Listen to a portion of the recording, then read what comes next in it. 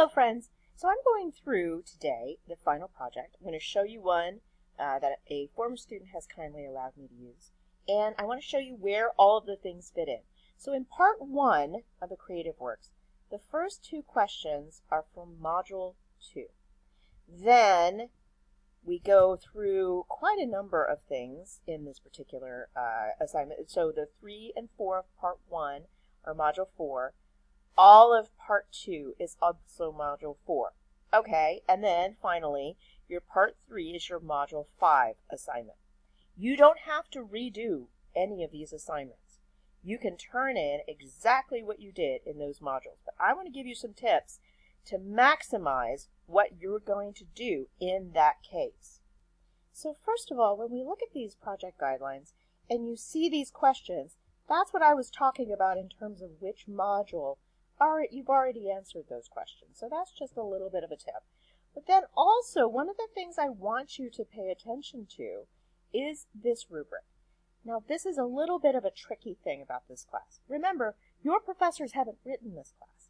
This is something that we facilitate for you based on a content expert who has created this course. So one of the things is, when we're grading your Module 2, 4, and 5 assignment, this is the highest we can give you. And then in your final project, it goes up one more level. So one of the things about that is if you're getting feedback from your professors about wanting more details, wanting more examples, then you need to do that.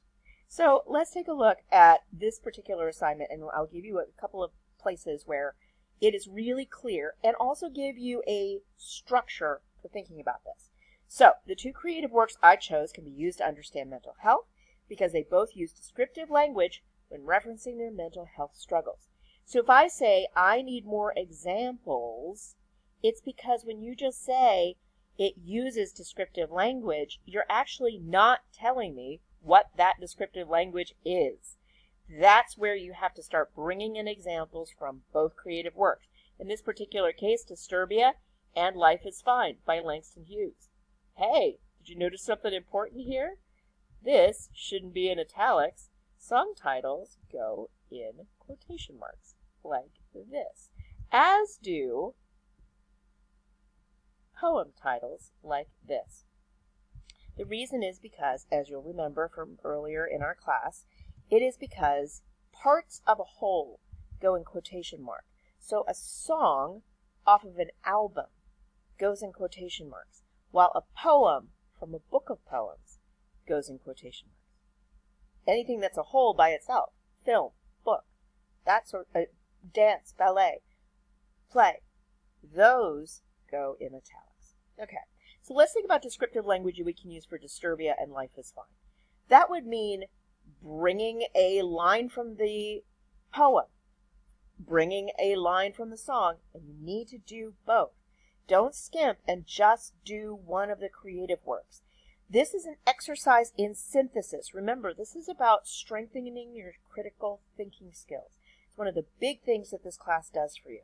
So you have to think about, okay, I have to do a song. Okay, how does that work? Oh, okay, now I have to do a poem. Remember, it's not just about language, because with performing arts, there's movement and visuals, as well as in song, there's melody and the sound of that. So when you are talking about this, you want to go a step further and always use examples. So while it's fine to tell me about what you've learned, I also need to see you applying it by giving me an example. Okay.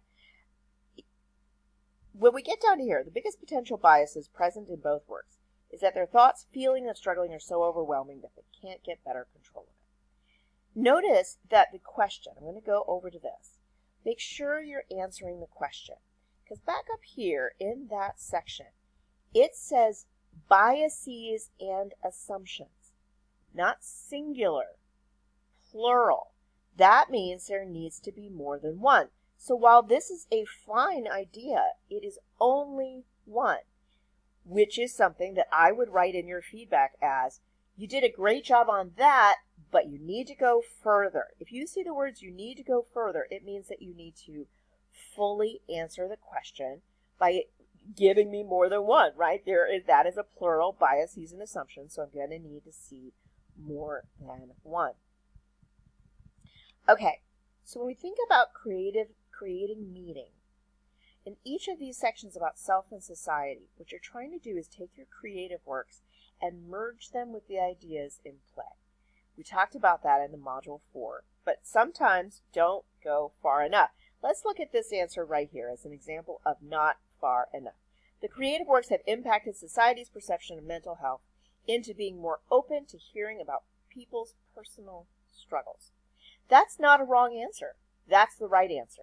It just doesn't go far enough.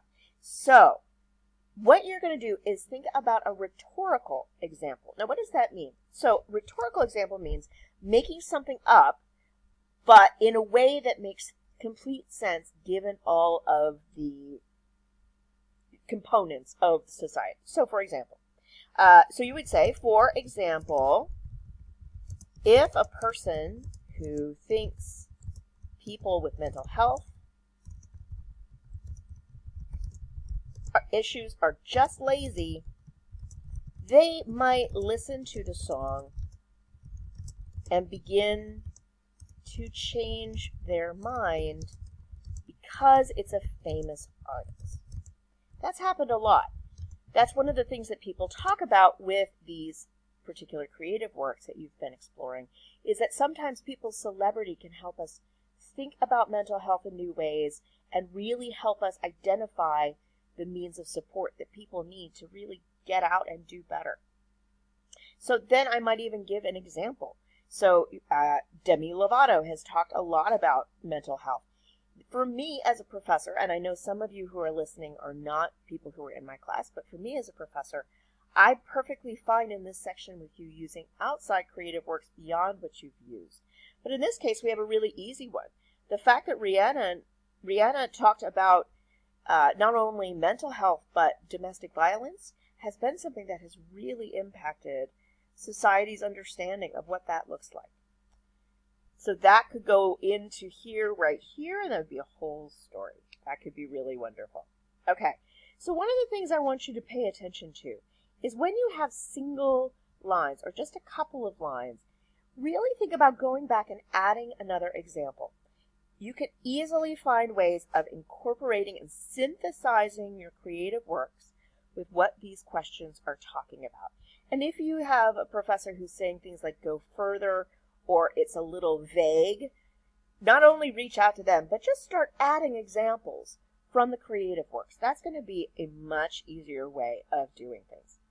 Now, when you get to the end of this, remember that it is still about examples, but we go back to those rhetorical examples. So things like humanities and self-identity go hand in hand. You can't have one without the other. Creative works are a key way to impact how people view themselves by showing them a character, scene, or scenario they can see themselves in.